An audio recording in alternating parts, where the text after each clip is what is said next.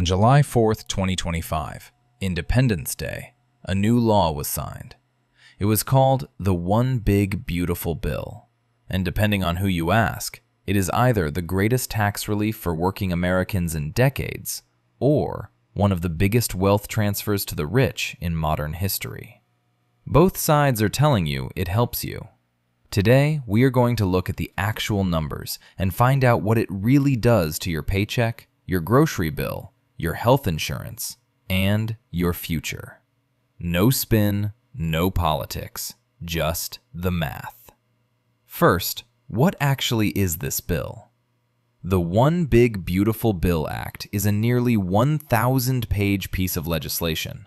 It makes permanent many of the tax cuts that were passed back in 2017 under the Tax Cuts and Jobs Act, cuts that were set to expire after 2025. It also adds dozens of brand new provisions, some that help ordinary workers, some that cut benefits millions of people depend on, and some that almost exclusively benefit the very wealthy. We are going to walk through each category one by one. Let us start with the good news, what it actually does for regular working people. Number 1. The standard deduction is now permanent. The standard deduction is the amount the government lets you subtract from your income before calculating how much tax you owe. For 2026, single filers get $16,100. Married couples filing jointly get $32,200.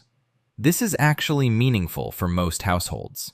It means a larger chunk of your income is protected from tax before the government takes anything. Number 2. No tax on tips. Now, you might be wondering, does this mean all tips are tax-free? Not exactly.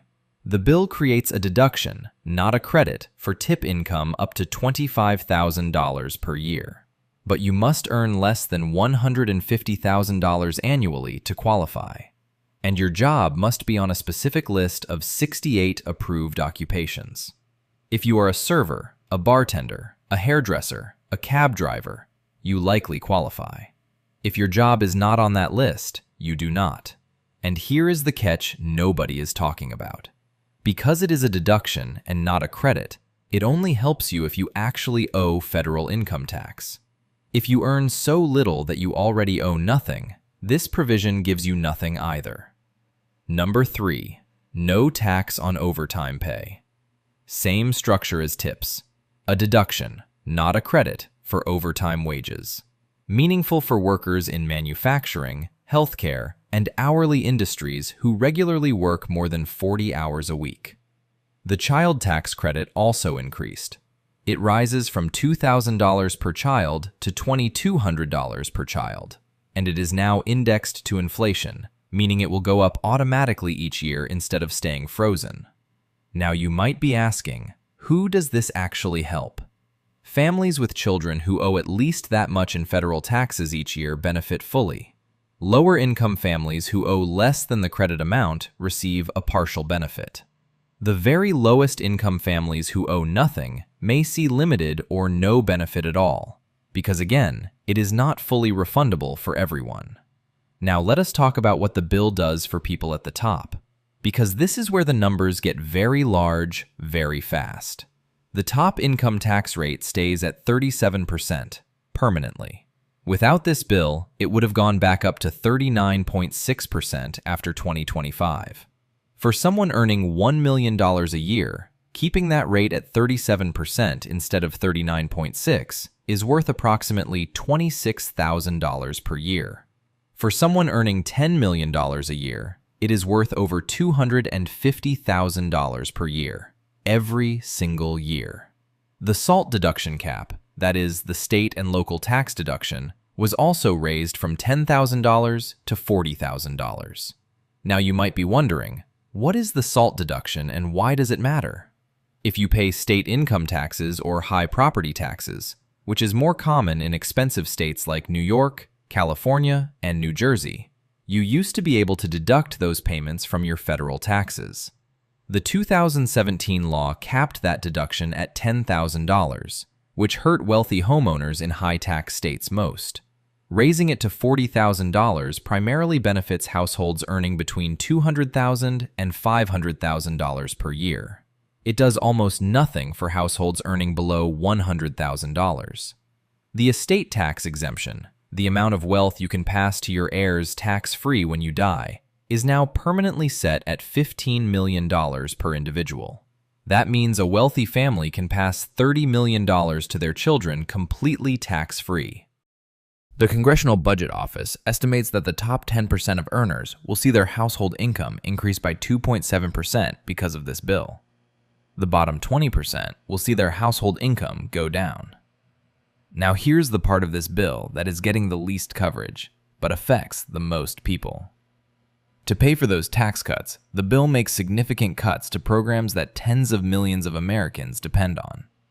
SNAP, the food assistance program formerly known as food stamps, is being cut by approximately $187 billion over the next decade.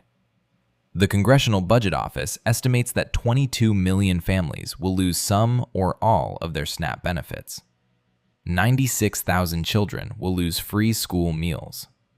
Now you might be asking, how does cutting food stamps pay for tax cuts? This is the mechanism.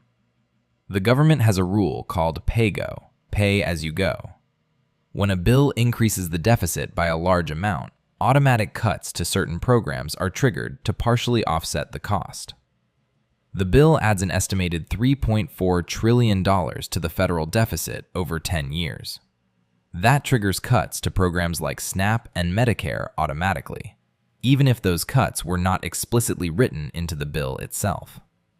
Medicaid, which provides health coverage to over 71 million Americans, also faces major changes. Starting in 2027, most adults between 19 and 64 who receive Medicaid will need to prove they are working, studying, or volunteering for at least 80 hours per month to keep their coverage. The Congressional Budget Office estimates approximately 800,000 older adults will lose Medicaid because of this work requirement, many of them dealing with health conditions that make consistent employment difficult. Here is how economists are describing the overall effect of this bill. They call it the barbell effect. On one end of the barbell, corporations, business owners, and upper-income households benefit from permanent lower tax rates, expanded deductions, and higher estate tax exemptions. On the other end, lower-income households face reduced food assistance, tighter Medicaid eligibility, and benefit structures that deliver the smallest gains to those who need them most. The middle, working families earning between $50,000 and $150,000, see some modest gains from the standard deduction and tips and overtime provisions. But the Congressional Budget Office projects their net benefit is significantly smaller than what households at the top receive. So what does this mean for you specifically? If you earn tips or overtime, check whether your job is on the list of 68 qualifying occupations. If it is, this bill puts real money back in your pocket. Update your W-4 withholding form with your employer so your paychecks reflect the new rules immediately instead of waiting for your tax return. If you have children, the higher child tax credit is worth calculating. $200 extra per child per year adds up, especially for families with multiple kids. If you rely on SNAP or Medicaid, pay close attention to notices from your state. The cuts and work requirements roll out in stages through 2026 and 2027. Missing a recertification deadline because you did not know the rules changed is exactly the kind of thing this channel exists to prevent. If you are in a higher income bracket, the permanent lower rates and the raised SALT cap are significant. If you have not reviewed your tax strategy with a professional since this bill passed, that conversation is overdue. Here is the honest truth about this bill. It is not purely good, and it is not purely bad. It contains real relief for working people. The tips deduction, the overtime deduction, the higher child tax credit are all tangible benefits for people who qualify. It also contains the largest cuts to food assistance in a generation, and tax provisions that deliver their biggest benefits to households that need them least.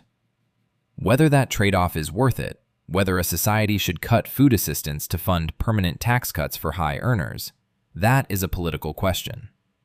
And as we have said before on this channel, that debate is above our pay grade. What is not above our pay grade is making sure you understand exactly what changed, exactly who it affects, and exactly what you should do about it. Because the people who benefit most from complexity are the ones who understand it. Now you do too. If this video helped you understand something that felt confusing before, share it with someone who needs to see it. Your friend who works for tips. Your family member on Medicaid. The person in your life who heard about this bill but has no idea what is actually in it. Subscribe so you do not miss what comes next. And leave a comment. I want to know. Did this bill help you, hurt you, or are you still trying to figure out where you land? That conversation matters. Big ideas, plain language, finally clear.